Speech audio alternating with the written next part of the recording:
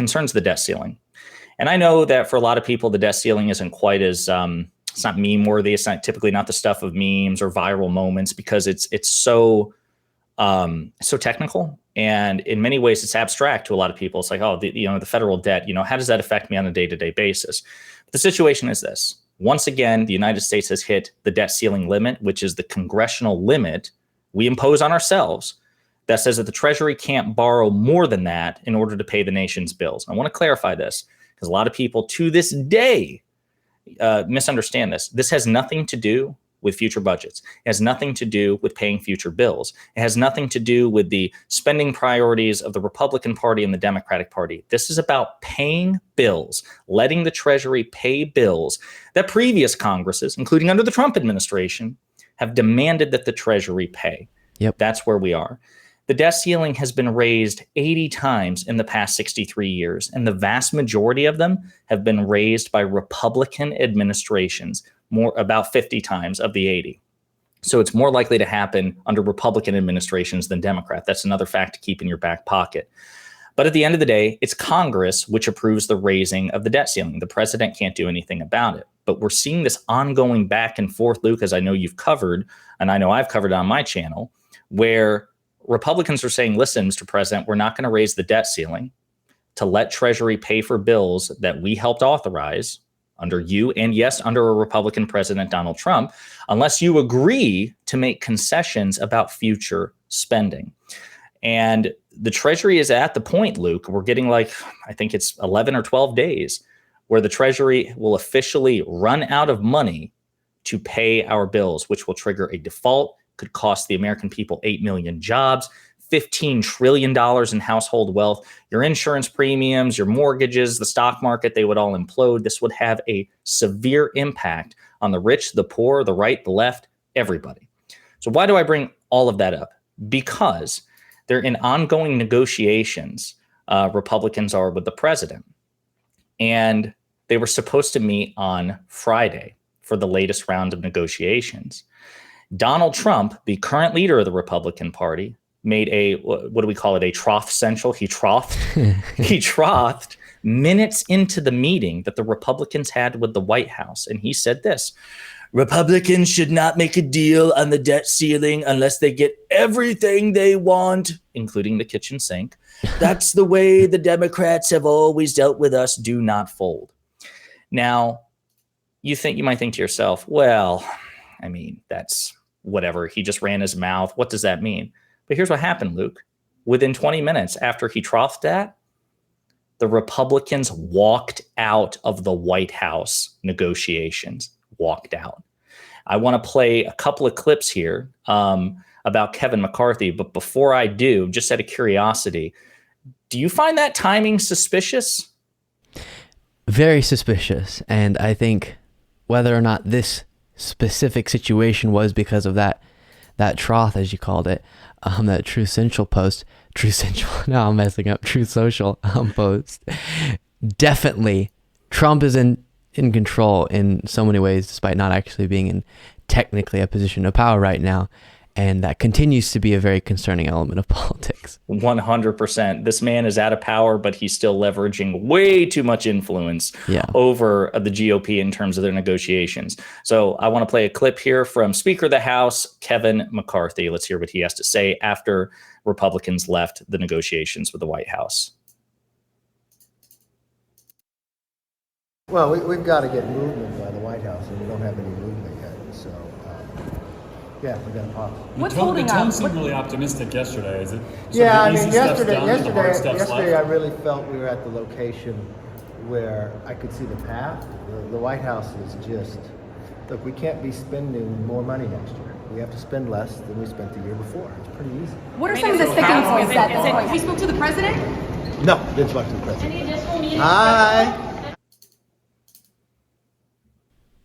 This whole process, I'm just deeply, deeply annoyed with and afraid about, because it is a manufactured crisis. And so I've heard some political commentators kind of wave it off as, this is nonsense. It's not actually what they're making it out to be because it's manufactured. Like you said, the debt ceiling inherently is. It's not constitutional. It's nothing we would have to have. But also the Republicans leveraging it to try to get their spending cuts. And so in that sense, it is artificial. But in a very real sense, if Republicans keep playing with fire, it could have devastating consequences. And so watching, I've said it before, something to the effect of, dishonesty by itself is really annoying, just even if it's over nothing. Oh, I didn't eat the candy bar, but you did. But dishonesty, when you're using it to cover for really bad actions that you're taking or really bad positions that you have, and the outcome of your dishonesty could end up being so devastating in the lives of people, that brings it to another level. Yeah, it does. I mean, it's not just dishonesty for its own sake. It's dishonesty with extreme consequences for 330 million Americans. And again, this is the funny thing. I say funny, of course, I mean, it's terrifying. It's not going to be simply people in blue states or blue cities that suffer the consequences of the GOP's brinksmanship here. It's going to be conservative states and red cities as well. It's going to, again, rich, poor, left, right, it doesn't matter. Your savings are at stake. Your 401k is at stake. Your job is at stake. And Congress is the only one here with the power to raise the debt ceiling if that's the means by which we're going to do this. If we really need to raise, suspend, or abolish the debt ceiling, the president can't do anything about it. And the president has agreed, look, Democrats, we will sign a clean debt ceiling raise today because that's a responsible thing to do. But I also want to play a second clip, Luke. And actually, it's interesting. You may know the fella who found this clip. I found it. It looks like a clip by a gentleman named Luke Beasley found this clip in which one of the finest political minds of the modern era, I might add. Hearing. Yes, thank you. Yes. And it's Kevin McCarthy arguing with Kevin McCarthy, if you can believe it. So I'd like to play this clip for you, and then let's unpack it.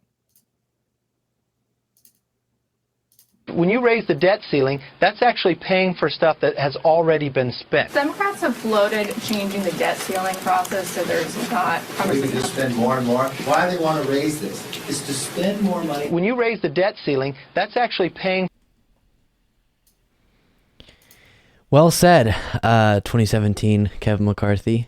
And we could spend an entire show talking about cases of politicians on both sides, but often, very, very often, politicians on the GOP side just being not logically consistent at all, making no effort to be. And that's what makes it hard to engage. How do we have conversations about, okay, why do you feel this way based on the principles that you have? Because you can bring forward and say, I feel this way because of these principles. And the next day go, oh, wait, but it would benefit me to switch them around. So never mind. I feel this way because of the opposite principles. So then how do you compromise? How do you come to an agreement if you can't even understand their views because their views are all wonky? No, 100% they are. At the end of the day, the Republican Party has become a party not about principle, but about power. And they'll forsake principle on the altar of power any day, which is why clips like these come in handy. Obviously, that's not going to do much for his base, because, again, the unfortunate reality is many conservative voters are happy with this. They're fine with this. They love, we saw it during the Trump CNN town hall. They love his rank hypocrisy because they see it as a sign of strength. And that's what I meant earlier, in a previous clip video that we did when we were talking about the fact that the GOP superpower is their shamelessness. They are not held to that standard. Can you imagine what the headlines would be, not just on right-wing media, but mainstream social media, the so-called left media, if you got clips of Joe Biden going back and forth with himself like this that we just had with Kevin McCarthy? People would be, swinging pitchforks, so to speak. It'd be an angry mob about it. Yeah. But the GOP can get away with it. At the end of the day, this brinkmanship is pretty much the exclusive province of the Republican Party. We have never seen Democrats do anything like this. And that's why my hope is, and the hope has taken a beating here lately because we're starting to see movement against this. But my hope is that President Biden stays strong as he promised to do for the past 2 or 3 months, which says, listen, we will sign a clean debt ceiling. The same sort of debt ceilings that you got under Donald Trump, the same sort of debt ceilings that you demand of Democrats when it's your guy in the White House. We'll do that because we understand that we helped, number one, that the economic consequences would be severe, but number two, that we have an obligation since we helped authorize these payments, but so did you. What we will not do is negotiate. And so What I hope is that Biden stays strong in this respect. And if Republicans don't back down, that he looks at unorthodox, unconventional means like minting the billion or trillion dollar coin or invoking the 14th Amendment to simply say, listen, we're going to raise the debt ceiling or we're going to pay regardless. We are going to pay the bills that Congress has authorized us to pay. And if you don't like it, you can try to sue me in the Supreme Court. And then it will be up to you in the Supreme Court to see if you guys want to order us into a default. That's what I hope happens here. Totally agree. And we've seen now, especially this round of this whole charade, a good bit of constitutional experts come out and say Biden actually has it on good authority to, in his position as president, push forward and not allow us to default on our debt. That's his responsibility. So I think if you're ever kind of, as a leader, especially in the Democratic Party, often they don't go with what I'm about to say. If you're on the fence about, do I go for kind of the less aggressive stance or the more aggressive, let's go for it. We've been watching as the Republican Party, as Josiah mentioned, has picked power over principle for so long. So in a situation where you could have the principle, but also leverage your power effectively and aggressively, as often the GOP is willing to do, then do it. Show the American people, Joe Biden, that you're fighting on behalf of them in every way that you can. And when you actually have a case to be made that this is your constitutional duty, then do it. And again, as Josiah said, let Republicans try to take you to court and try to cause an economic disaster because of what? And I do want to mention, I had an individual say to me that they absolutely resonate with the calling out Republicans and they resonate with what I say on the show, but reminded me to not just talk about what we're calling out, which is the dishonesty, which is all of that, but why it's important to call it out. And so the why here is these are real lives. It's sometimes a little bit of a reality TV show and Kevin McCarthy, oh gosh, and then there's villains. But these are real lives that are at stake here. And again, I remind you, why is it that the GOP is trying to leverage the debt ceiling, raising the debt ceiling? Because they're trying to get spending cuts. And then you dive into what the cuts would be doing. What would be the impact of these spending cuts if they got their way? One of them is trying to add work requirements to Medicaid and then raise the work requirements age for SNAP benefits, the food stamps, from 50 to 56. And when this has been tried in states such as Arkansas and when studies have been done, it's not an effective way to do what the GOP is saying that it would do, which is make sure people who absolutely can and should be working are working. Instead, what it does effectively do is take away benefits from people who absolutely need it and aren't incorrectly identifying themselves as someone who qualifies. And the reason for that, countless reasons: bureaucratic, a mistake gets made, or the extra paperwork that goes through this type of process and ends up getting messed up, not turned into the right place, whatever it is.